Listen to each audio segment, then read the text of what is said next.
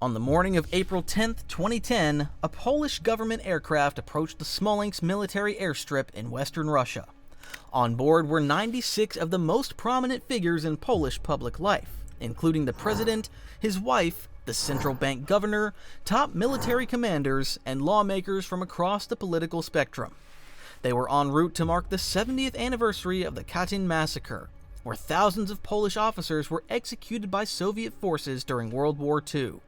It was meant to be a solemn moment of historical reflection. Instead, it became the scene of one of the worst aviation disasters in European political history. The plane never landed. Shrouded in thick fog, it struck trees while descending below the safe altitude, and crashed just short of the runway.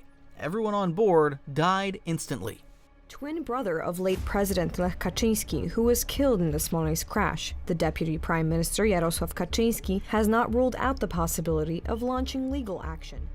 The shock was immediate. Poland was left not just in mourning, but in crisis. With much of its executive, military, and diplomatic leadership gone in a single moment, the country was forced to confront a tragedy with few modern parallels. But the grief was quickly followed by questions, and over time, by doubts. Why did the flight crew proceed to land in such dangerous conditions? Why were there high-ranking officials in the cockpit during final approach? And why, years later, does the wreckage of the aircraft remain in Russia? What began as an aviation disaster soon evolved into a deeply politicized investigation, sparking rival theories about what really happened that day, and dividing opinion in Poland for more than a decade. Crashed on Saturday. Today, investigators are at the site trying to determine what brought that plane down. The report will be published immediately after April 10th at a press conference. The report is to explain in full the reasons behind the events of nearly 12 years ago. This is the story of the 2010 Smolensk air crash, a moment of national mourning that became one of the most enduring controversies in modern European history.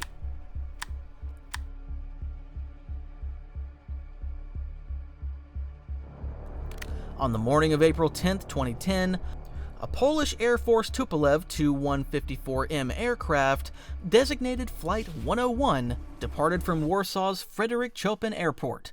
On board were 96 individuals, including President Lech Kaczynski, his wife Maria Kaczynska, high-ranking military officials, members of parliament, and other dignitaries. They were en route to Smolensk, Russia, to attend a ceremony commemorating the 70th anniversary of the Katyn massacre, where thousands of Polish officers were executed by the Soviet NKVD during World War II. As the aircraft approached Smolensk North Airport, weather conditions deteriorated significantly. Dense fog enveloped the area, reducing visibility to approximately 500 meters.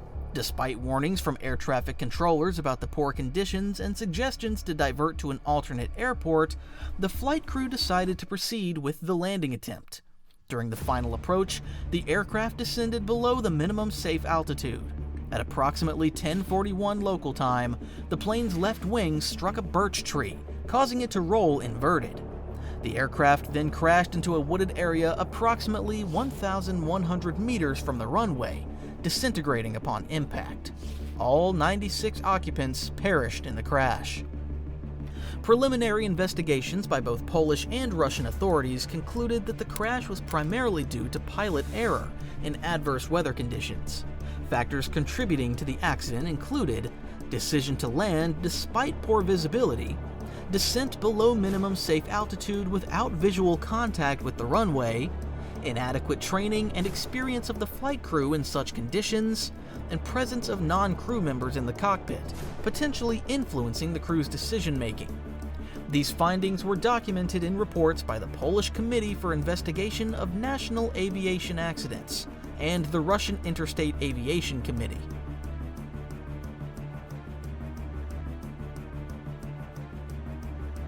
In the aftermath of the crash, both Poland and Russia launched independent investigations to determine what went wrong on April 10, 2010. Although both sides initially cooperated, their conclusions and the reactions to them diverged sharply over time. The Russian IAC led the first full investigation and published its findings in January 2011. The report concluded the primary cause, pilot error. The crew descended below the minimum decision altitude without the runway in sight. Contributing factors: poor weather, pressure on the crew to land, and the presence of high-ranking officials in the cockpit. Cockpit influence: a Polish Air Force commander was inside the cockpit during final approach, possibly exerting subtle pressure to land despite warnings. Technical functionality: the aircraft was deemed mechanically sound with no evidence of technical failure. The Russian report assigned sole responsibility to the Polish flight crew, which was met with resistance in Poland, especially by the families of the victims and key political figures. Poland conducted its own investigation under the Ministry of Interior.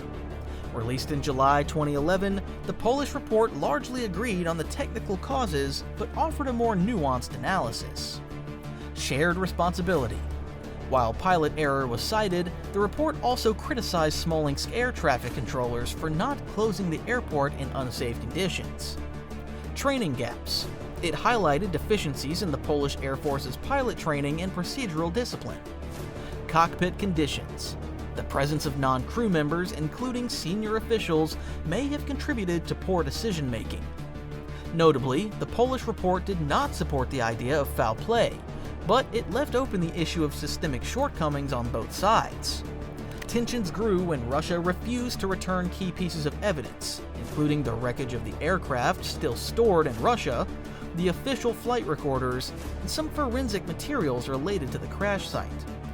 Poland has repeatedly requested the return of these items, citing sovereignty and the need for independent analysis. Russia has declined, citing procedural reasons and claiming the matter is closed. In 2016, a new Polish government launched another inquiry, questioning the earlier conclusions. A subcommittee later claimed there may have been explosions on board, suggesting a possible assassination or sabotage. This theory gained political traction among certain groups, especially within the ruling Law and Justice Party, but has been widely criticized by aviation experts and independent investigators as lacking conclusive evidence. As of today, no universally accepted alternative explanation has emerged that definitively disproves the original findings, attributing the crash to pilot error and environmental conditions.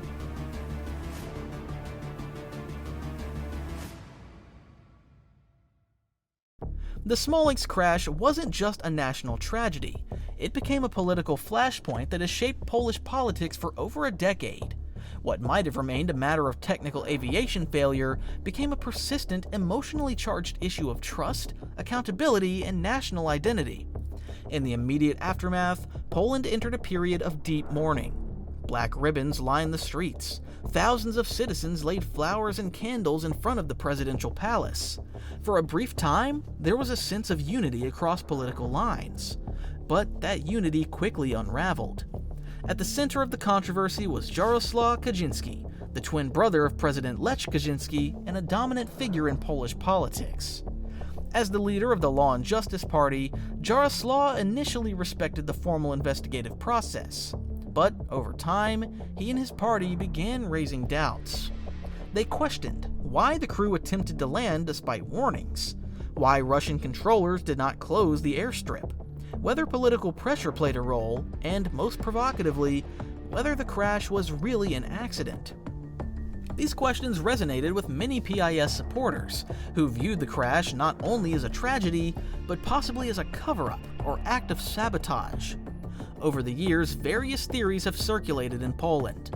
Claims of pre-planted explosives on the plane, allegations that Russia orchestrated the crash for political gain, suspicions that Polish officials in power at the time failed to protect the president or botched the investigation. None of these theories have been substantiated with conclusive evidence, but they have gained traction in certain segments of the population. In 2016, when Law and Justice returned to power, the government launched a new commission to reinvestigate the crash. In 2022, this commission claimed that explosives were involved. The findings were controversial and widely debated, but they reignited public interest and political polarization. The crash and its aftermath have had a lasting impact on Polish politics. Annual Smolensk commemorations have become politically symbolic events, drawing thousands each year and often reinforcing the narrative of betrayal or negligence. The crash has been used rhetorically to criticize previous governments and reshape Poland's foreign policy stance, particularly toward Russia and the European Union. The continued dispute over the return of the wreckage from Russia remains a diplomatic sore point. For many, the Smolensk crash has become a symbol of national vulnerability, of unresolved justice, and of the deep mistrust between political camps in Poland. It is a rare modern event where a single tragedy has influenced election outcomes, policy direction, and even foreign relations for more than a decade.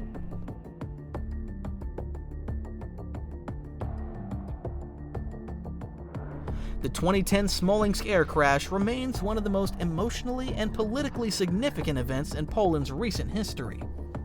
More than a decade later, its legacy continues to influence public life, historical narratives, and international relations. Every year on April 10th, Poland marks the anniversary of the crash with national ceremonies and tributes. Memorial services are held in Warsaw and at the Smolensk crash site. Church services, public readings, and bell tolls honor the 96 individuals who died. Politicians, including those in power and opposition, participate in remembrance, though often with differing interpretations of the event's meaning. For some, the ceremonies are about honoring those lost. For others, they're also about asserting unresolved questions and political accountability.